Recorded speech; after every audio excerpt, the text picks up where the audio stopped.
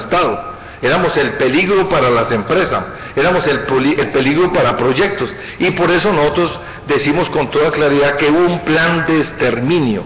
contra el movimiento sindical. Fruto de estas denuncias y de estos hechos, de haber cogido ahí la lista donde está los compañeros José Rafael Fonseca y Ramón Fonseca, aquí aparece en esta lista, afortunadamente está vivo, el compañero Gilberto Martínez de Antó, pero está vivo y se vino de Atlántico. Él es miembro del comité ejecutivo y él es secretario de organización, y ahí aparece él en la lista de las que se le pasaron a estos señores, y uno se pregunta, yo quedo de verdad sorprendido, ¿cómo es posible que el ente encargado de controlar de la seguridad, la mano derecha del presidente de la República,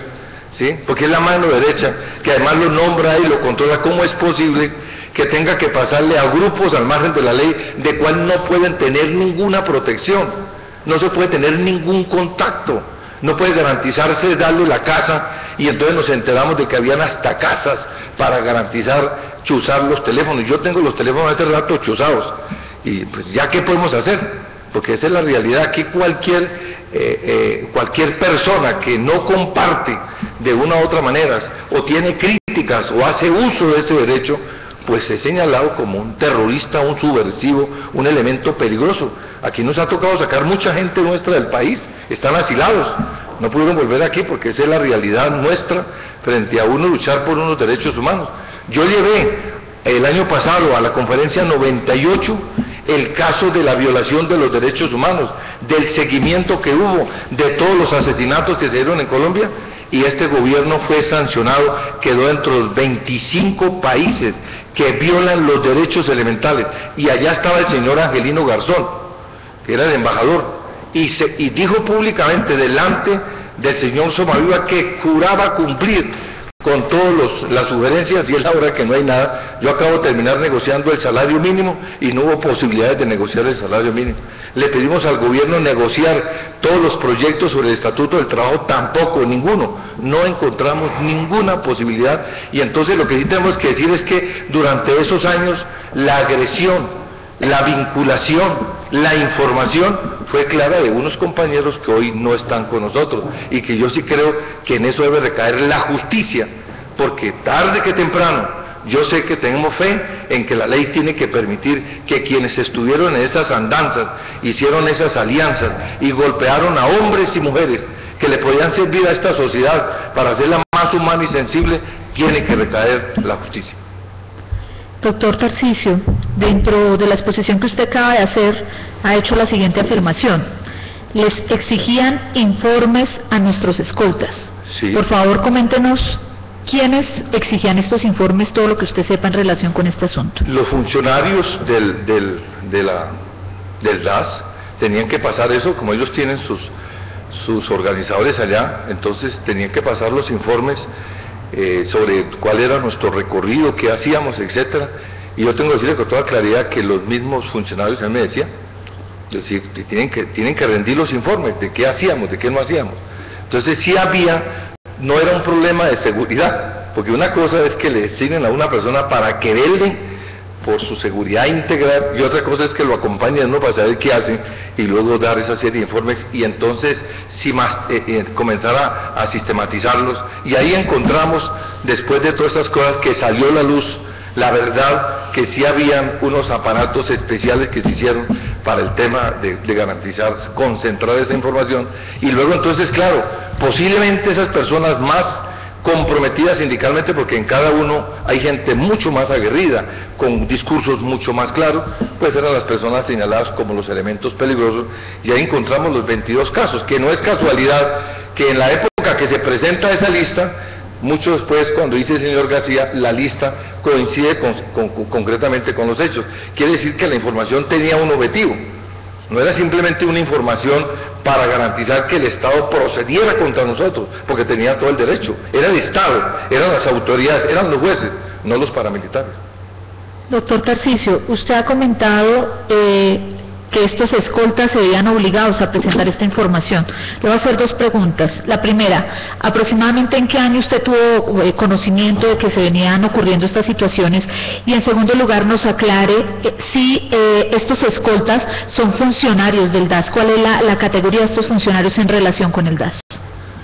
Bueno, si la información era directamente de ellos y tenían que pasarla, porque si no, pues no eran eficientes en su cargo, no eran eficientes en su ejercicio como tal, y estaba dentro de las obligaciones que según ellos le exigían. Los funcionarios todos son nombrados del DAS. Claro que después de la reforma, cuando vino el proceso de la flexibilización laboral, ya dejaron de ser escoltas directamente del DAS, y luego aplicaron el sistema de los famosos contratos, que es lo que en cierta manera ha generado un conflicto muy grande, y afortunadamente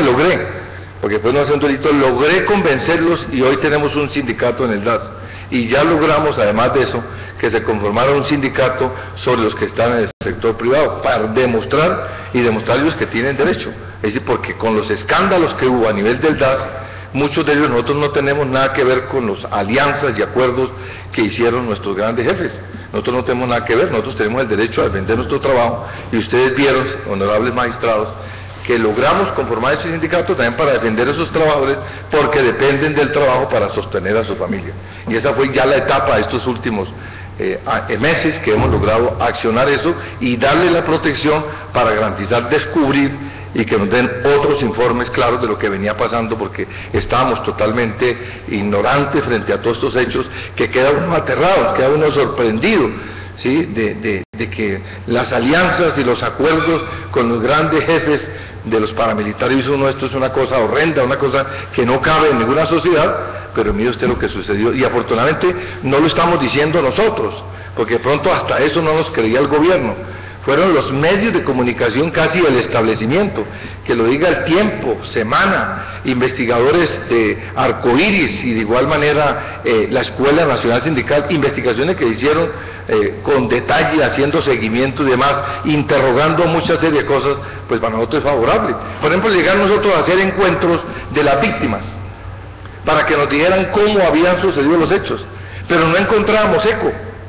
éramos huérfanos, además les daba mucho miedo. Nos tocó salir al exterior a llevar esos testimonios para garantizar recibir la solidaridad de la CCI, de la Confederación Sindical, de los europeos, de recibir de algunas ONG, y por eso es parte del conflicto que tiene Colombia para la firma del Tratado de Libre Comercio, porque la violación y todo lo que ha pasado, por lo menos estas organizaciones saben que no es un delito tener una organización sindical, que no es un delito nosotros presentar nuestras peticiones, recibimos de ellos apoyos solidarios, y entonces hasta eso se tildó, apoyos económicos que recibimos, invitaciones a personas que fueron muy perseguidas en Colombia, dijeron que nosotros estábamos recibiendo recursos de fuerzas extrañas para el ejercicio de la actividad sindical. Doctor Tarcisio, asimismo en esta exposición usted se ha referido a marchas con cuerpos secretos en ellas. Por favor, ¿nos puede especificar más a qué se refiere usted con esta frase? Sí, era costumbre, claro que después montamos nosotros algunos esquemas de seguridad también, pero era normal que salíamos del sitio y ya estábamos infiltrados, y tipos que se vestían con la misma indumentaria nuestra, ¿sí? Pues que es fácil detectar un maestro, ¿sí? Es fácil saber quién es un educador, y entonces los nuevos educadores decían, este tipo es extraño. Preciso nos poníamos en la tarea y era una persona infiltrada, y ahí se formaba la agresión contra él, y hasta que el tipo se nos volaba. Entonces no hubo marcha que no estuvieran infiltrados, cuando la única marcha, me dio una marcha de maestros pidiendo que por favor no suban el salario. Qué cosa tan subversiva, ¿no? Un poco entonces de guerrilleros pidiendo que nos suban el sueldo. Usted sabe que el sueldo del maestro es el más malo que hay.